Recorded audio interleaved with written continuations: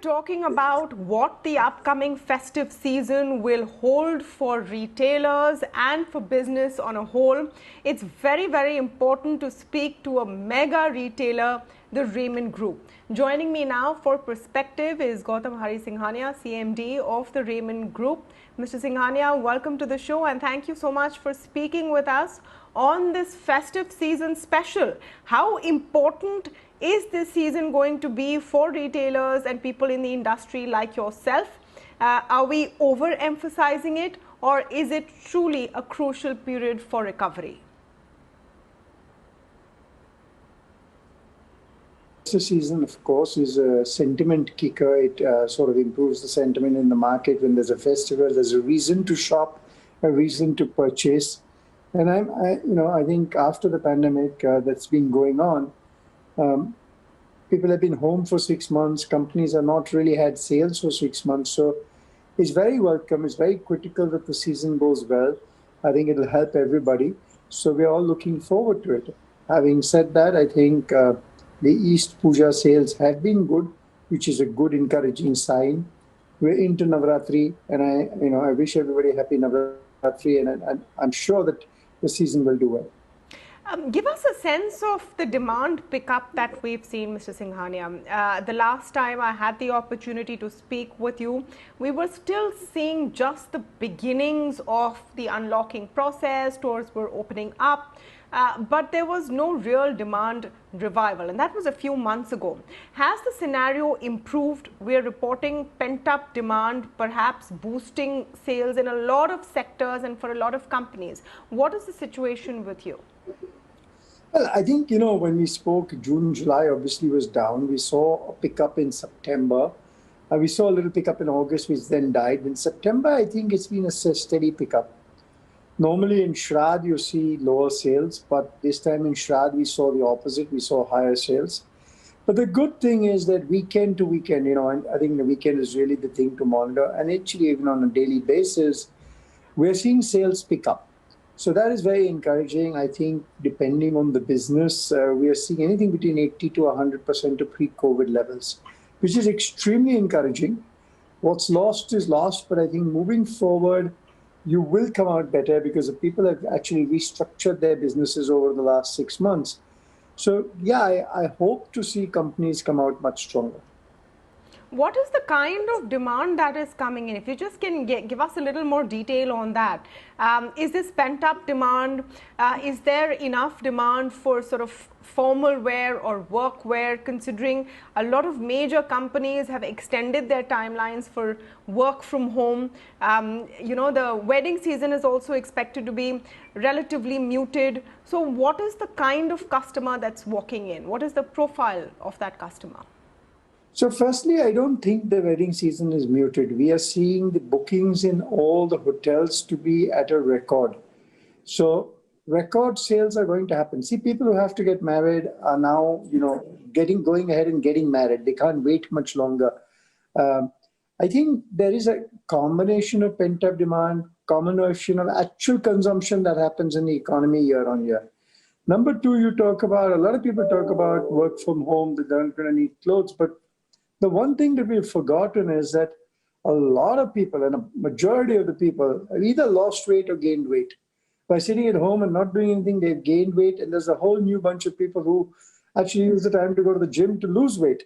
So, they're going to need new clothes. Kids are growing up, they need new clothes. I've personally lost a lot of weight. My whole body structure has changed. So, my suits don't fit me. I need a new set of suits. Wow, that's a fascinating aspect that I didn't even think of, and kudos to you for maintaining health and fitness at this time, Mr. Singhania. But that's really interesting. Do you think, though, that this kind of demand can sustain? What you're describing is a bit of pent-up demand. Do you think it can sustain, and when do you think you will be at pre-COVID levels overall? You've mentioned that that's happened in a few businesses, but overall.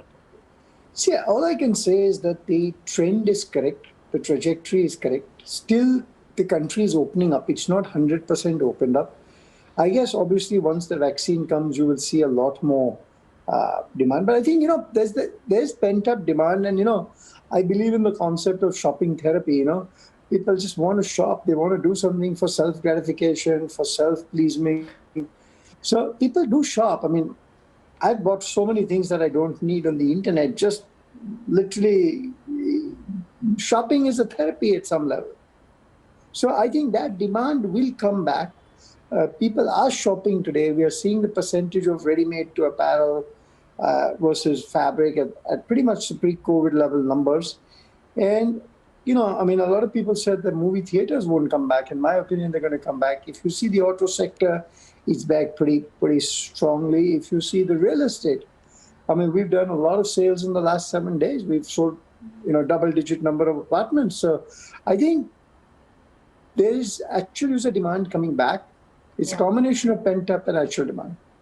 What are your expectations specifically from the festive period? I mean, you've mentioned in this interview earlier that you're hoping for a good festive period, but is there any target in mind for the kind of sales that you expect to see in various verticals? I mean, we've got month-to-month targets, week-to-week targets. So can't spell it out really, but we are buoyant is all I would say. I would say that we're cautiously optimistic is the correct word.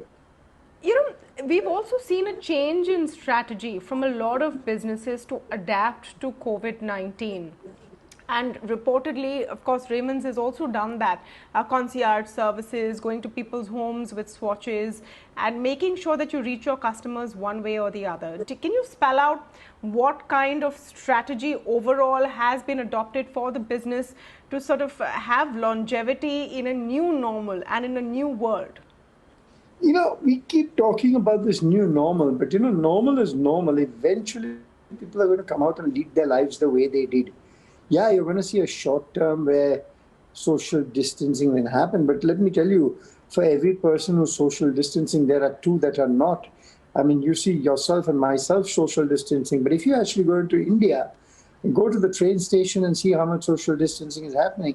I mean, if you see Thailand today, there was a protest. There were 1 million people on the road.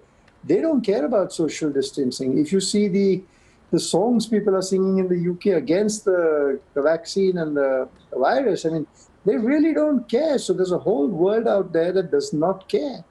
Maybe they're responsible or irresponsible. That's a different question. But people are fed up of the virus and people are ready to go back to normality. And therefore, even if you take a sector like the aviation sector, where people would be scared to travel. Today, day on day, the traffic is going up. If you see in May, there were about 50,000 passengers that were traveling a day. Today, it's 175,000 passengers a day. So it's not going to be long. You were 500 flights in May. Today, there are 1,600 flights a day. So things are going up. People are getting more comfortable. You just have to be a little cautious, but I think you've got to live your life. Any message, Mr. Singhania, of how we can continue on this path of recovery? You said you were cautiously optimistic. What is the big concern or the sort of headwind that we can see over the months to come that could disrupt this path? Obviously, a second wave could be very disruptive. But currently, I'm happy to see that the numbers in India are coming down dramatically. We were at 95,000 cases a day. Today, we're at 42,000 cases. So it's good to see the numbers are coming down. And my belief, and this is purely my personal belief, that I think a large part of India has got it in the herd immunity. We are a more immune nation. We are used to having more immunity. And I mean, the simplest argument for this is that a densely populated area like Dharavi, why is it reporting such few cases today? I mean, did 99% of the people not get it? Because the total number of cases reported from Dharavi, I think, are about 4,000 cases. And Dharavi must be having 400,000 people. So either the people got the herd immunity or they were asymptomatic. Because today the number of cases is not that high coming out of Dharavi.